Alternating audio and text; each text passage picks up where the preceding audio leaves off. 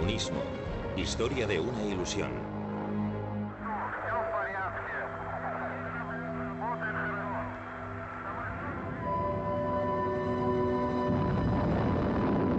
El colapso.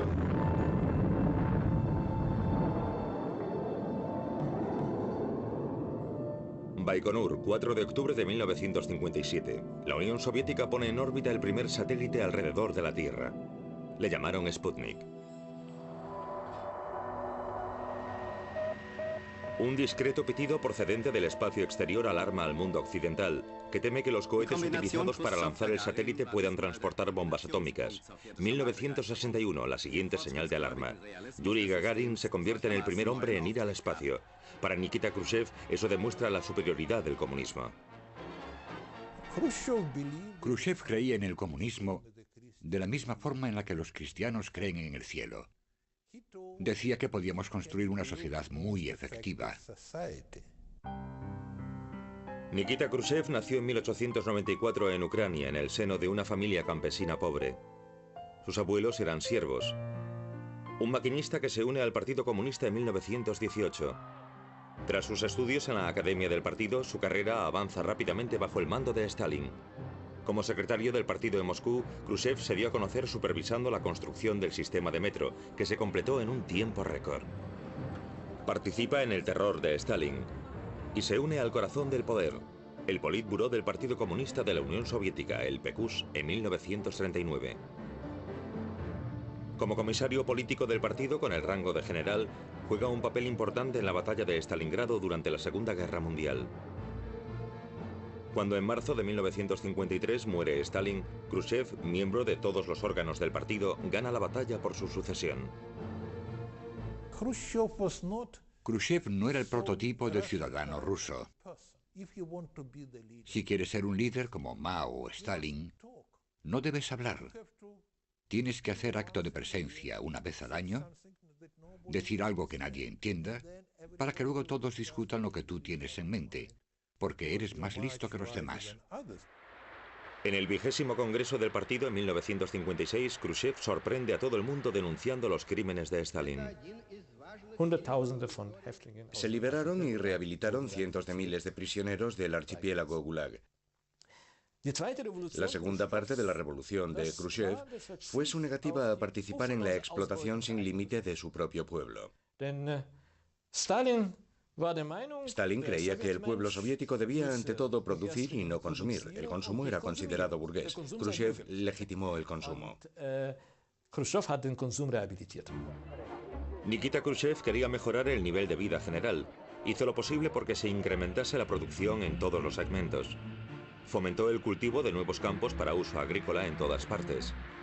Khrushchev intentó no solo alcanzar los niveles americanos, sino superarlos. El maíz comunista doblaba en tamaño al maíz capitalista. Dijo a los estadounidenses en uno de sus discursos: vais por delante de nosotros, sois más efectivos. Vamos a aprenderlo todo de vosotros y luego o os unís a nosotros o os diremos adiós. Khrushchev tenía un don natural.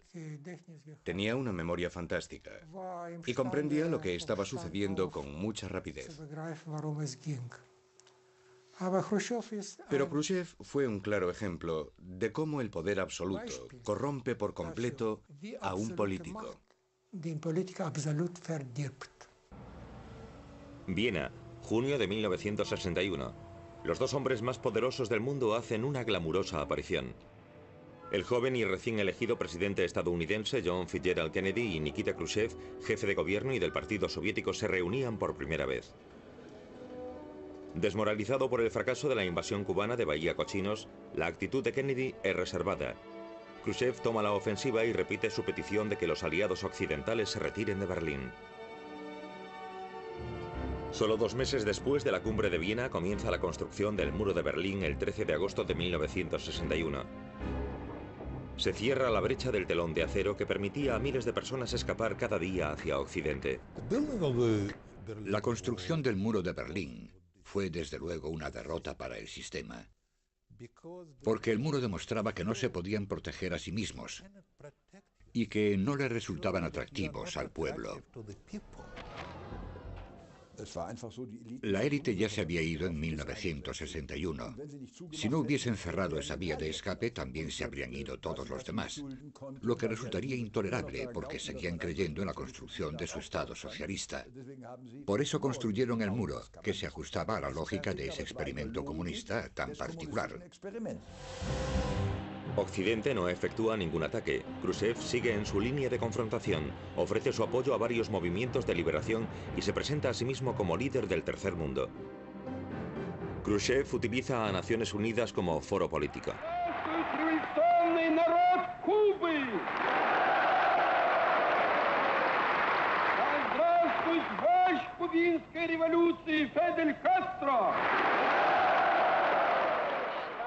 La política de boicot estadounidense conduce a Cuba al rincón comunista.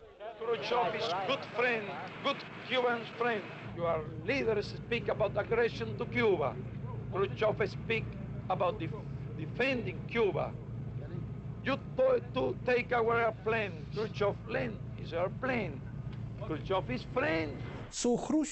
Khrushchev quería ser respetado como un igual y presionó a todos los presidentes norteamericanos.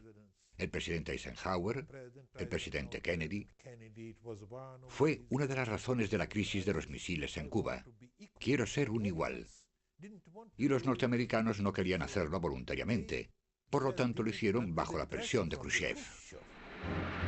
En octubre de 1962, aviones espía americanos fotografiaron bases de misiles en Cuba. Kennedy impone un bloqueo naval. La crisis se intensifica. Ambas partes se preparan para una guerra nuclear. El mundo está al borde de la aniquilación. En el último instante, Kennedy y Khrushchev logran llegar a un acuerdo secreto. Los barcos soviéticos cargados con misiles invierten el rumbo. A cambio, Estados Unidos accede a retirar sus misiles nucleares de la frontera turco-soviética en un plazo de 6 meses. El peligroso silencio entre los dos líderes se salva gracias a la instalación de una línea de telex, el famoso teléfono rojo. Las figuras más poderosas del mundo se dedicaban una vez más a juegos pacíficos. Aquí vemos a Nikita Khrushchev jugando al bádminton con el secretario de Estado estadounidense Dean Rusk. Pero la carrera económica con Occidente había fracasado. Khrushchev reconoce que una economía controlada centralmente es demasiado difícil de manejar. Sus ambiciosos proyectos políticos no tuvieron éxito. Tras una sucesión de fracasos en la agricultura, Khrushchev se ve obligado a comprar trigo al enemigo capitalista. Perdió prestigio. No quiero decir que Khrushchev perdiese prestigio personalmente, pero la Unión Soviética sí. Muchos miembros del partido de la denominada democracia del pueblo sentían lo mismo. Y creo que esa fue una de las razones por las que fue destituido. Entonces fue cuando comenzaron las reformas. Quería la descentralización y proporcionarles la mayor parte del poder a los dirigentes y reducir sus relaciones con el Estado solo mediante el pago de impuestos. Podría haber sido un primer paso hacia la economía de mercado. ¿Ingenieros? ¿Fábricas en la Unión Soviética? Imposible. Esa idea de un plan centralizado, donde se suponía que debíamos planear las cosas hasta el último detalle, era completamente absurda. Esperábamos convertirnos en autónomos, y eso no era posible. Y como añadido, la incompetencia de los oficiales del partido. Llegado a ese punto necesitábamos expertos. Intentar hacer planes cuando las cifras básicas ascendían a decenas de miles de millones. ¿Cómo podría alguien hacer eso? Se estaba hablando de reformas económicas de largo alcance. No solo necesariamente de privatización, sino de otras cosas también. Y realmente sin ellas, la economía soviética se iría a la bancarrota. Y toda la burocracia estaba en contra de eso, porque comprendían que debían tener el control. Y querían estabilidad y la certeza de que ocuparían sus puestos hasta que muriesen. Por lo tanto, querían que se les sustituyese. Para celebrar su 70º cumpleaños, en abril de 1964, a Nikita Khrushchev se le concede la mayor condecoración del país, héroe de la Unión Soviética. La ceremonia de condecoración la dirige Leonidas Brezhnev, que al mismo tiempo también planea un derrocamiento. Solo 6 meses después, en octubre de 1964, llega la hora. Khrushchev es expulsado del poder. Los que lo apartan de sus funciones son los antiguos estalinistas o neoestalinistas, los burócratas y los privilegiados, porque quería ir demasiado lejos. La Unión Soviética era una sociedad de clases y no le interesaba sacrificar sus privilegios.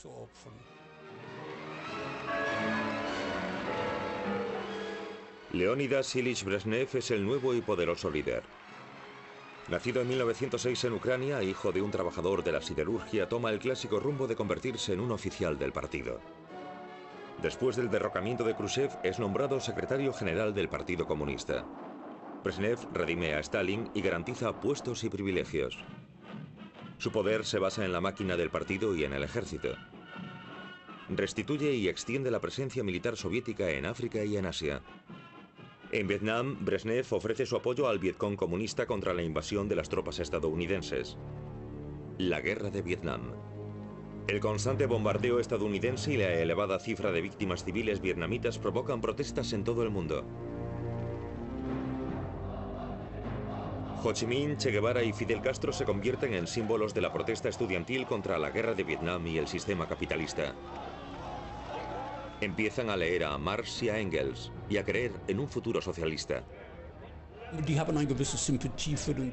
Mostraban simpatía con la causa del tercer mundo, pero la mayoría lo que anhelaba era cambio, movimiento, nuevas experiencias, nuevos horizontes intelectuales, y por ese motivo no se referían al marxismo, sino al marxismo de la primera época, a la concepción romántica de Marx.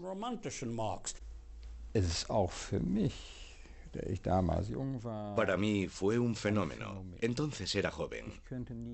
No alcanzaba a comprender cómo alguien que vivía en el Berlín occidental, a pocos kilómetros de la República Democrática Alemana, pudiese seguir creyendo en el marxismo o incluso en el comunismo. El movimiento estudiantil de 1968 se definía perfectamente con su propio eslogan: no confíes en nadie mayor de 30, lo que dejaba claro que era una rebelión contra la generación de sus padres. No eran comunistas, simplemente eran necios. No somos unos peones inútiles de la historia, incapaces de tomar el destino en nuestras manos. Podemos modelar el mundo de una manera nunca vista. Un mundo que no sepa lo que es la guerra, en el que no exista el hambre y que no exista en todo el planeta. Es nuestro cambio histórico, ¿debemos dejarlo pasar? No soy un político de carrera, pero somos personas que no queremos que este mundo continúe así. Y esa es nuestra lucha. Vivíamos en una sociedad completamente osificada, con todas esas organizaciones importantes atrincheradas en esa rígida sociedad de posguerra.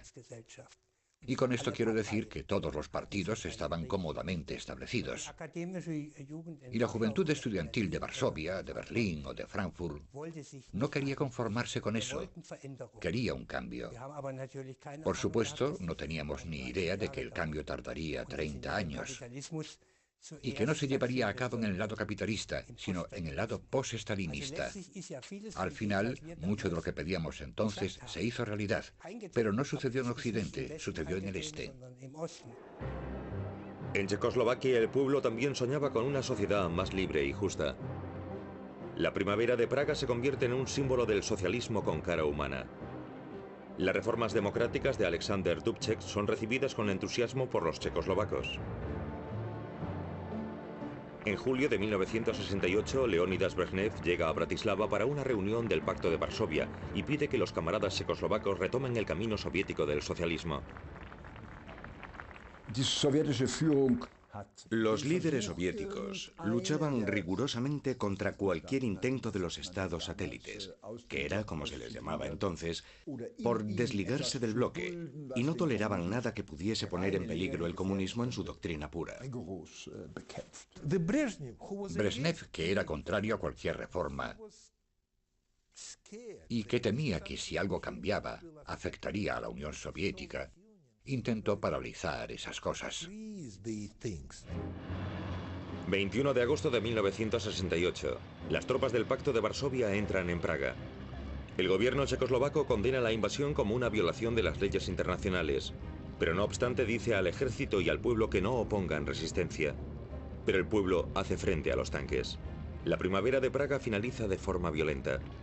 De manera retrospectiva, la Unión Soviética justifica sus actos con la doctrina de Brezhnev, el deber común de todos los miembros del Pacto de Varsovia de defender el socialismo.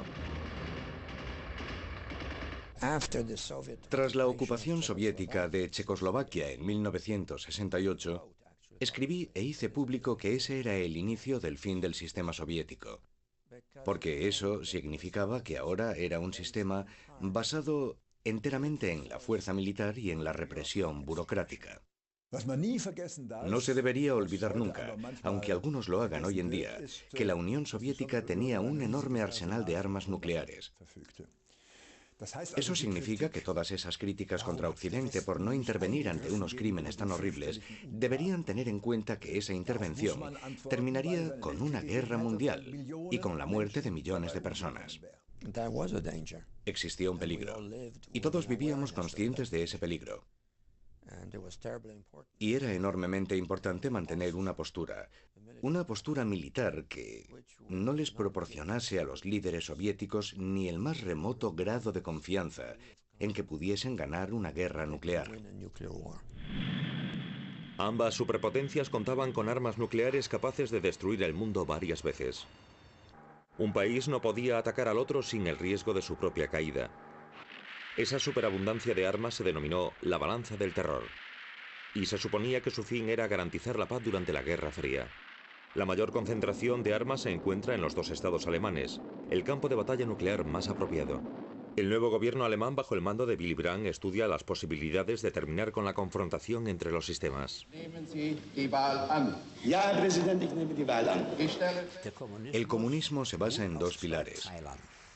El primero es el poder militar, tanques y misiles. El segundo es la ideología. Son los medios para evitar que todo se derrumbe. Por lo tanto, si se quiere hacer algo respecto al sistema soviético, hay que asegurarse de que el primer pilar no es o ya no será peligroso. Es decir, reducción de armas, restricción y eliminación de armas para reducir o eliminar el factor amenaza. Y el segundo factor, la ideología, es algo de lo que solamente los socialdemócratas se pueden encargar. Y eso constituía la base hipotética sobre la que actuábamos. Pero Willy Brandt decía: tenéis que guardar silencio. No podemos permitir que nadie de fuera sepa que tenemos esta concepción en mente. De no ser así, dirían, están locos, y no son consecuentes.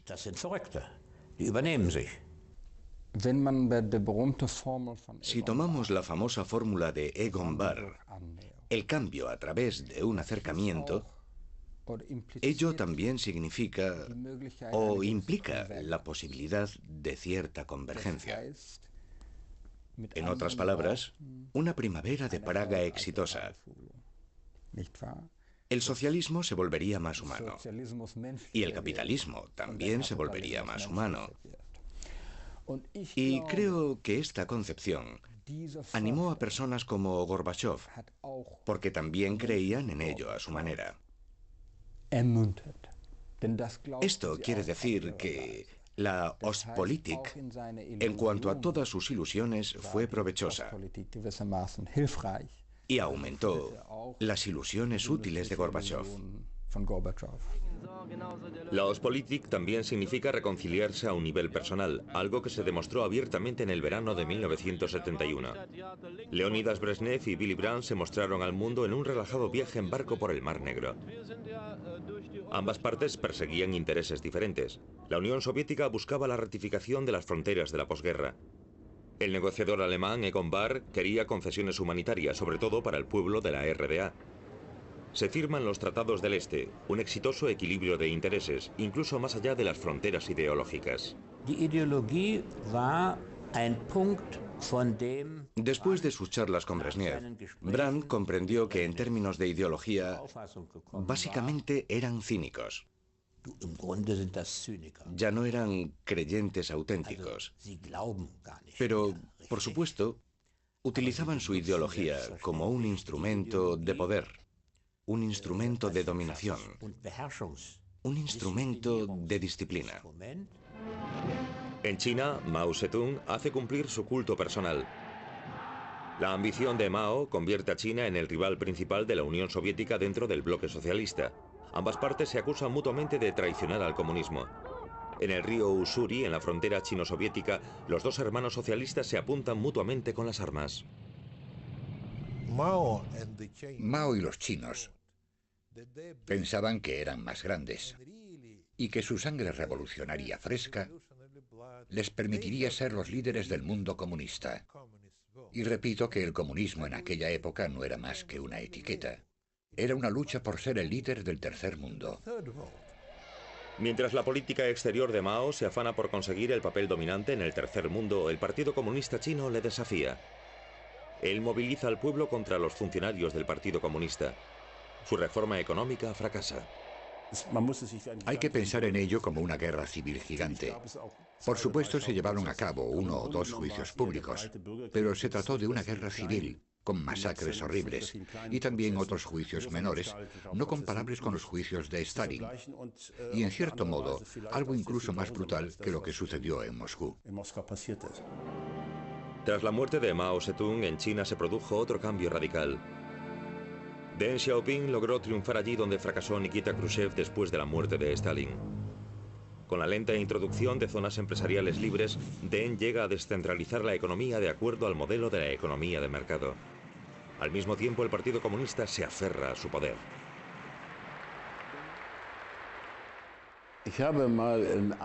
Una vez le dije a Deng Xiaoping, medio en serio, medio en broma, os llamáis a vosotros mismos Partido Comunista, pero en realidad sois un partido basado en Confucio. Hablábamos en inglés y él me dijo, ¿so what? Lo que seguramente quería decir que no le importaba.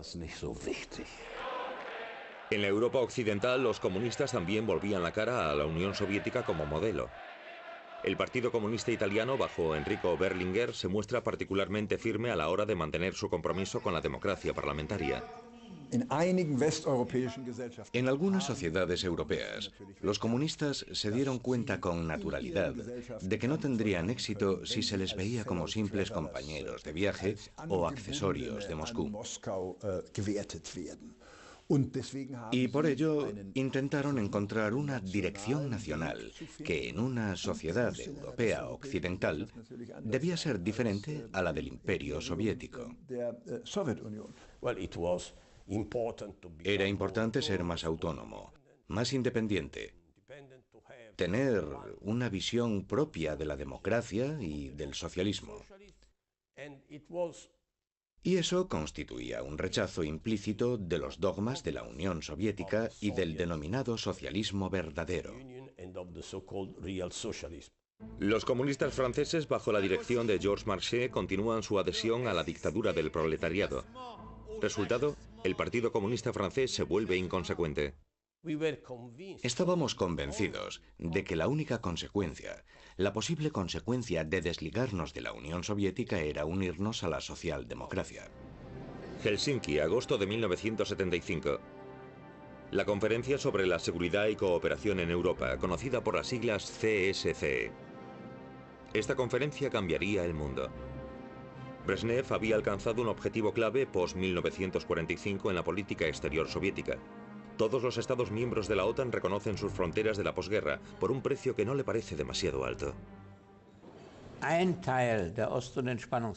Una de las intenciones de la Ostpolitik y de la Entente, y ciertamente no la menos significativa, era crear en el este y para el este un espacio para respirar y un poco de libertad para debatir. Eso se llevó a cabo con el Acta Final de Helsinki. Eso debilitó los sistemas, porque de repente todo el mundo aprobaba el paquete completo de declaraciones y cosas que en realidad iban contra su naturaleza.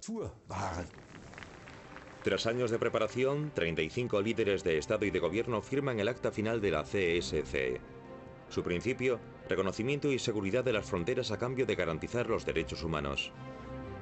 El texto del tratado debía publicarse en los periódicos con todos los países signatarios.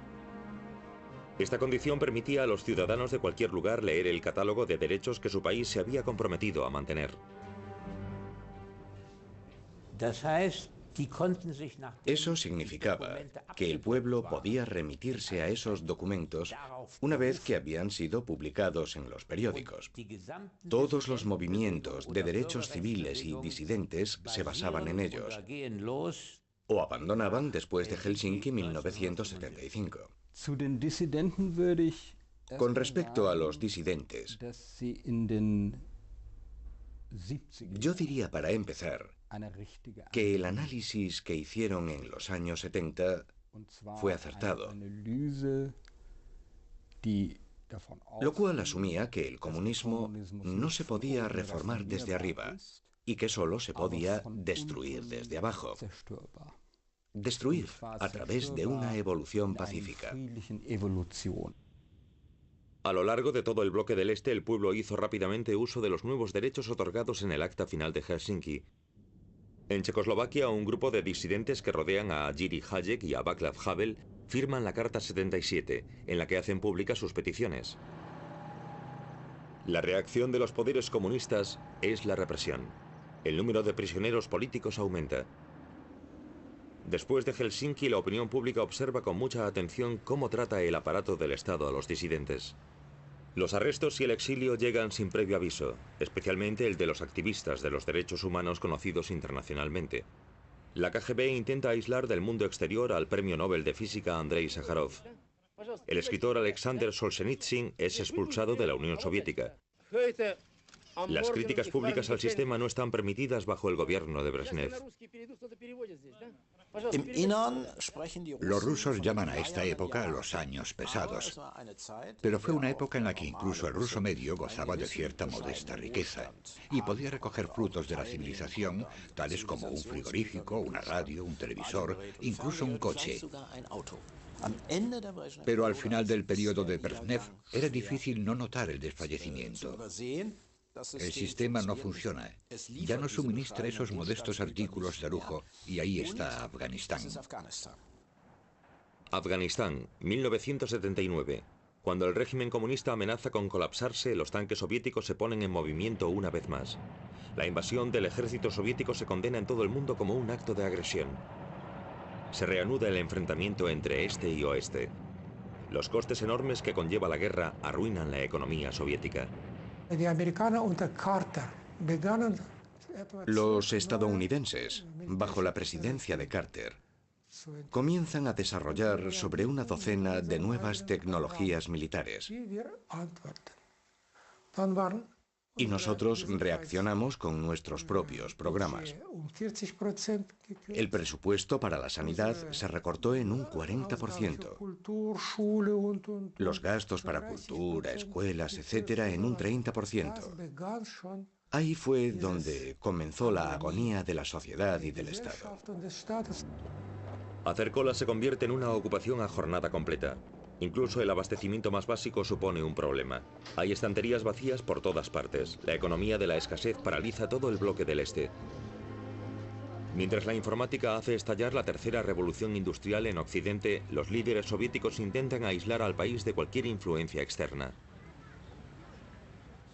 Ya se quejaban de que en Occidente cualquier chico podía jugar con un ordenador, mientras que ellos, solo tras muchos exámenes y con más edad, podían entrar en contacto con las máquinas.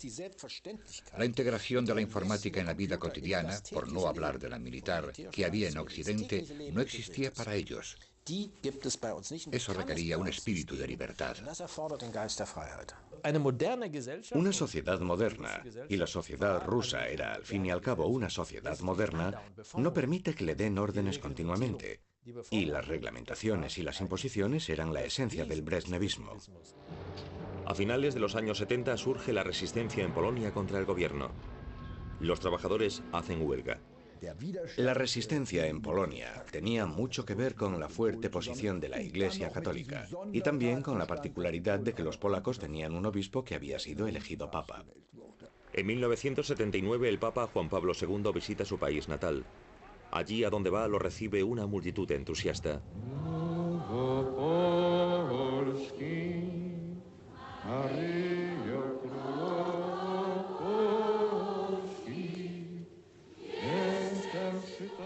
Ohne polnische Papst, kein Gorbatschow.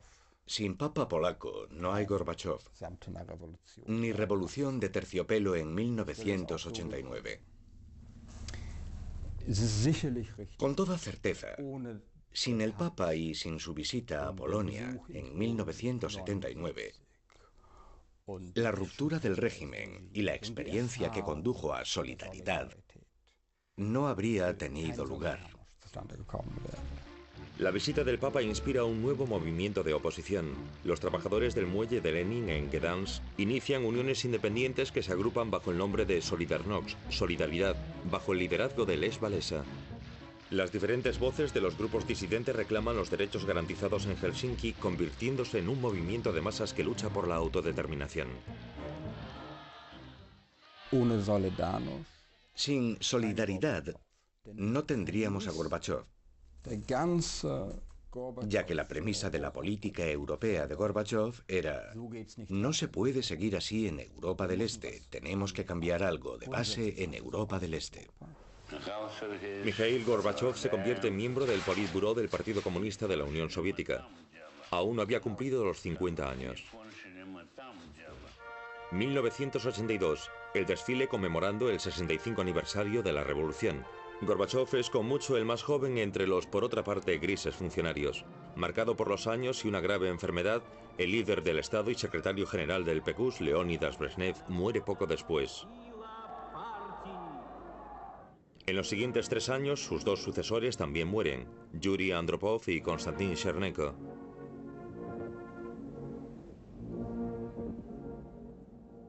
La elección de un Mikhail Gorbachev de 54 años como secretario general parece liberadora. Gorbachev, hijo de un conductor de cosechadora, estudió Derecho en Moscú. De camino al desfile del 1 de mayo con su familia, Gorbachev es ahora el hombre más poderoso de la Unión Soviética. El pueblo tiene sus esperanzas puestas en él. En mi primera charla con Gorbachov, él sacó a relucir que la idea de comunismo debía ser liberada del viejo bagaje que suponía el legado de Stalin. Liberada de los crímenes cometidos bajo las estructuras que Stalin había levantado. Por lo tanto, las ideas de Lenin volvían a parecer muy atractivas. No hay duda de que Gorbachov quería resucitar el comunismo ideal de la manera en que Lenin lo había planeado originalmente. Y Gorbachov pensaba que él sería capaz de hacerlo. Gorbatschow war doch En lo más profundo, Gorbachov era un hombre de la primavera de Praga. glaubte am Sozialismus, Creía en un socialismo con cara humana. glaubte, dass der Kommunismus Creía que el comunismo se podía reformar. ohne diese Y sin esa ilusión seguramente no habría llegado tan lejos. sicherlich nicht so weit gegangen. Die ganze Hetze gegen die Dissidenten La persecución de disidentes finalizó. war zu Ende. El 15 de diciembre de 1987 le enviaron 2 electricistas a Sájarov. Le instalaron un teléfono y le dijeron: mañana recibirá una llamada. Ja, und dann wird angerufen. Y recibió una llamada, la de Gorbachov, para decirle: quiero disculparme por el liderazgo anterior y puede volver a Moscú mañana. Nach Moskau zurückkehren. Con la liberación de Sájarov y de otros prisioneros políticos, Gorbachev ganó muchos puntos tanto dentro como fuera del país. Los campos para prisioneros políticos se cerraron. Algunos, como el Perm 36, se convirtieron en museo. El estilo político también cambia. Gorbachev busca el contacto directo con la gente. Hace campaña política en las calles. Ich glaube, es gibt überhaupt kein System. Creo que no existe ninguna transformación de sistema en toda la historia de la humanidad comparada a la de la Unión Soviética. 240 Millionen Einwohnern. Con sus 240 millones de habitantes en aquella época, era uno de los países más grandes del mundo. Wobei nun Gorbatschow A mediados de los años 80, Gorbachov se enfrenta al desafío de cambiar tanto el sistema económico como el político. al desafío de introducir elecciones libres. Febrero de 1986, el 27º Congreso del Partido Comunista de la Unión Soviética. Gorbachov hace una aparición espectacular. Glasnost y Perestroika eran su eslogan. Transparencia y cambio. Los diputados del partido están embelesados. En el aire hay un sentimiento de optimismo.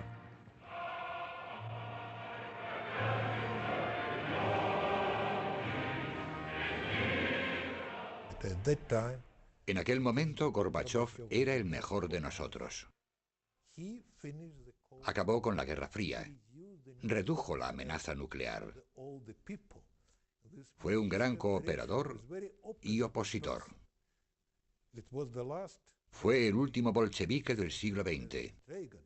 El presidente Reagan quería lo mismo y era un anticomunista muy motivado ideológicamente.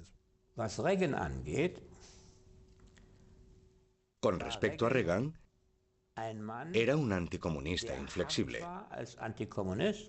Inflexible en cuanto que pensaba, tenemos no solo la responsabilidad, sino también la oportunidad de acorralar a la Unión Soviética en una carrera armamentista hasta que empiece a chillar. Y eso fue lo que hizo. Pero fue lo suficientemente listo como para hablar como un guerrero frío y tomar decisiones como un político de la entente. Reykjavik supuso el punto decisivo entre Washington y Moscú. Con entusiasmo y rapidez, Gorbachov avanza en su política exterior. En 1986 se produce un encuentro decisivo con el presidente de los Estados Unidos, Ronald Reagan, en Reykjavik. Uno de los principales problemas del gobierno soviético es la presión feroz de los Estados Unidos para que se modernice. Tras años de carrera armamentística, comienza a hablarse en serio de una reducción de armas. Reykjavik es solo el comienzo del amplio recorrido diplomático de Gorbachov. Es un virtuoso de la escena internacional, sobre todo de Naciones Unidas. Con sus propuestas para la reducción de armas, fuerza la decisión del presidente de los Estados Unidos. Pero Mikhail Gorbachov también se encuentra bajo presión. Debe sanear el presupuesto de su gobierno eliminando unas armas decisivas y los gastos bélicos. Sí, Afganistán. Desde 1979, las tropas soviéticas estaban involucradas en una guerra injustificada y agresiva al ocupar Afganistán. Las palabras de Gorbachov todavía resuenan hoy en día. Afganistán es una herida abierta. Lo que el secretario general estaba diciendo era lo siguiente: lo que hicieron mis predecesores traicionó al pueblo soviético y al comunismo y condujo a una derrota terrible. Gorbachov dijo en 1988, Afganistán se ha terminado, las tropas vuelven a casa. Las imágenes del regreso de las tropas impulsó la reputación de Gorbachov dentro y fuera del país.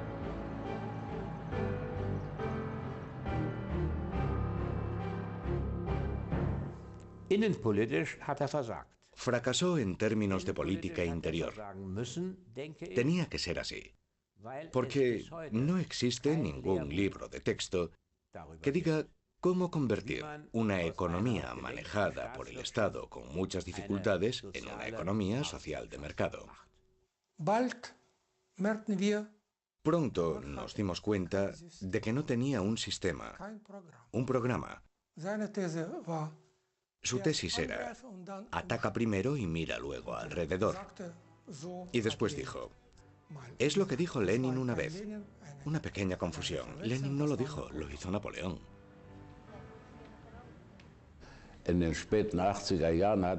A finales de los 80, Gorbachov me invitó a que hablásemos.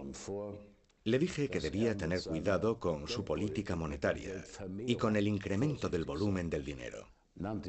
Le cité las cifras del volumen monetario soviético de un año y del año siguiente, y él me dijo, camarada Smith, en Moscú nunca nos hemos ocupado de esas cosas, lo que era un auténtico disparate. Me di cuenta enseguida de que simplemente era incapaz de comprender ciertos problemas. Creo que sus intenciones eran buenas, pero que no fue un reformista fuerte y firme, como por ejemplo Deng Xiaoping. La manera en la que suprimió la economía de mando sin preocupación alguna arruinó nuestra economía de una vez por todas. Vendió nuestras reservas de oro. Al final de su administración estábamos prácticamente sin reservas de oro. El ocupante del Kremlin se encuentra cada vez bajo más presión. La gente protestaba en las calles. Algunos pedían una ejecución todavía más rápida de las reformas, otros el regreso al viejo orden. Los mineros hacían huelga reclamando sus sueldos, pero también sus derechos democráticos. Para la Unión Soviética, para Rusia, Gorbachov es una persona destructiva. Es un virtuoso, un actor. Todo el mundo pensaba que era totalmente capaz de adaptarse. Podía representar tanto comedia como tragedia. No sé decir cómo llegó Gorbachov a la conclusión de que Lenin también debía ser abolido. Gorbachov, como cualquiera formado por el KGB, creía lo que decían los informes del KGB. Todos tenían una personalidad soviética sonriente, todos creían en el ideal soviético y las naciones no eran más que simples detalles. Y él lo creía realmente.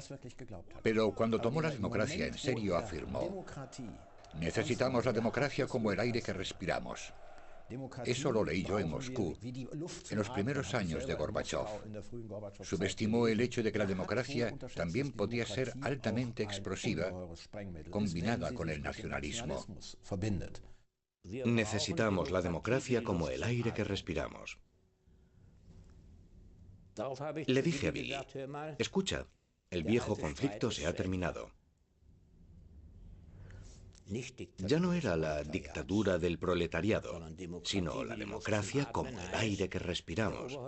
Es decir, que el líder de los comunistas aceptaba el acuerdo de base de la socialdemocracia. Eso también implicaba perder poder. Y Billy replicó: cállate, no queremos causarle más problemas al chico de los que ya tiene. En 1988, Gorbachov abandona la doctrina de Brezhnev. Eso significa que la Unión Soviética renuncia a su prerrogativa de intervenir en todos los países socialistas. Unos meses más tarde se produce la revolución de terciopelo en la mayoría de países del bloque del Este. Los gobiernos comunistas son derribados de forma no violenta en casi todas partes. Es el fin del Imperio Soviético. El 7 de octubre de 1989, la RDA celebra el 40º aniversario de su creación. El invitado de honor, el jefe del Partido Soviético Mikhail Gorbachov. Los líderes de la RDA se aferran a los antiguos rituales.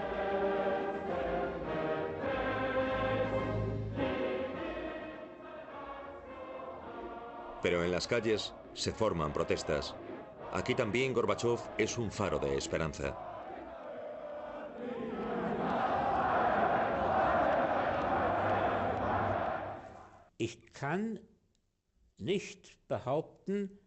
No puedo decir que sintiese algo diferente al resto del país o al resto del mundo. En aquella famosa tarde del 9 de noviembre de 1989, me fui a casa porque no sucedía nada en el Parlamento alemán. Una agenda aburrida. Y me sorprendí cuando encendí la televisión y vi a la gente bailando en el muro. Entonces sonó el teléfono. Era Billy llamando del Parlamento y preguntando: ¿sabes lo que está pasando? ¿Sí?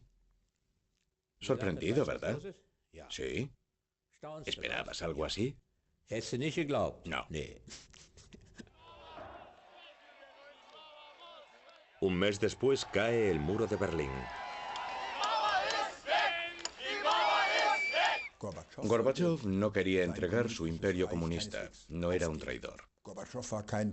Gorbachov era comunista, pero no tenía un concepto claro y efectivo de cómo reformar el comunismo. Por ello acabó siendo el rey asediado que abre sus puertas al enemigo. Una cosa hay que reconocerle. Fue diferente de Pedro el Grande, diferente de Lenin, diferente de Stalin. No era una persona despiadada. Y por ese motivo, Mikhail Gorbachev evitó millones de muertes. Deberíamos estar agradecidos, aunque no haya sido un gran hombre de Estado. Creo que nuestra actitud hacia Gorbachev fue ambigua. Por una parte, nos enfrentamos a él e intentamos que entrase en razón. Y por otra parte, seguíamos creyendo en él. Pagamos un gran precio por ello, sobre todo nuestra patria. Por supuesto que no fue un gran hombre de Estado. No se puede decir que fuese un gran hombre de Estado, ya que destruyó su propio país. Es una figura trágica. Pero si miramos a esa época, cuando las circunstancias del país lo llevaron a acercarse a una revolución, es difícil decir quién lo habría hecho de otra forma. El Estado ruso podía permanecer poderoso u omnipotente solo mientras la población se identificase con el Estado y sus valores. En cuanto la población volvió la espalda a los valores de su propio Estado, se derrumbó como un castillo de naipes. Ese fue el caso en 1917, y lo fue también en 1991. Moscú, 19 de agosto de 1991. Los tanques circulan por las calles. Miembros del servicio secreto y funcionarios del viejo comunismo intentan un golpe contra Gorbachev. Boris Yeltsin, el primer presidente ruso elegido libremente, pide al pueblo que resista. El golpe fracasa. El secretario general Gorbachev se ha salvado, pero ahora es Boris Yeltsin quien lo dirige todo. Un día después del fallido putsch, Ucrania declara su secesión de la Unión Soviética. Las demás repúblicas la siguen. La Unión Soviética se disuelve. Вот Борис Николаевич мне сейчас, когда уже мы встретились, он дал краткое изложение заседания Кабинета министров, но я его еще не читал.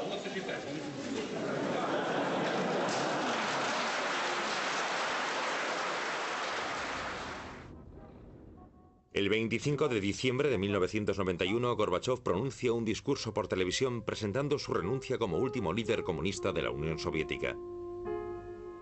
El gran experimento socialista que comenzó con Lenin en 1917 ha fracasado.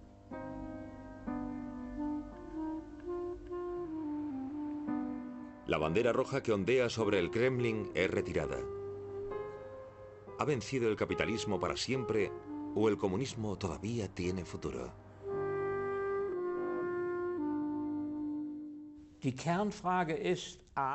La primera pregunta esencial es, ¿el capitalismo puede reformarse después de que su aspirante ha demostrado su incapacidad de reforma? Y la segunda pregunta esencial, considerando el hecho de que estamos en medio de un desarrollo que afecta a todas las sociedades industriales, en las que las máquinas cada vez necesitan menos gente para producir más y más, ¿cómo se puede escapar de esa situación sin dañar o destruir el sistema? Yo no creo en la eterna victoria del capitalismo. Pero tampoco creo en que una doctrina tan absurda y antihumana como el comunismo pueda restablecerse. Creo que el próximo cambio decisivo se dará para reprimir políticamente este increíble sistema económico y dinámico. El viejo comunismo no va a regresar. Los conflictos socioeconómicos son demasiado brutales y demasiado complicados. Imperará la idea de la democracia parlamentaria. El comunismo es la visión, la idea, pero también la realización de que la gente no ha estado eternamente sometida a las leyes salvajes de la competencia. Un sistema comunista como el que se introdujo en Rusia en 1917 se desacredita a sí mismo y no tiene futuro.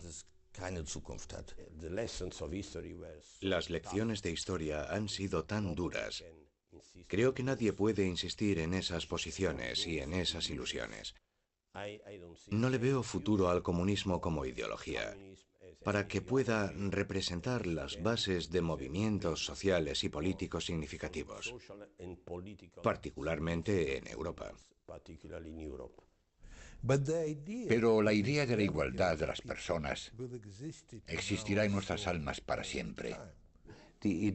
La idea de igualdad no procede del comunismo, sino de la Revolución Francesa, que se remonta a más de 200 años antes. La idea de igualdad siempre fascinará a las personas, pero si se consideran comunistas por ello, ya estamos hablando de una cuestión completamente diferente.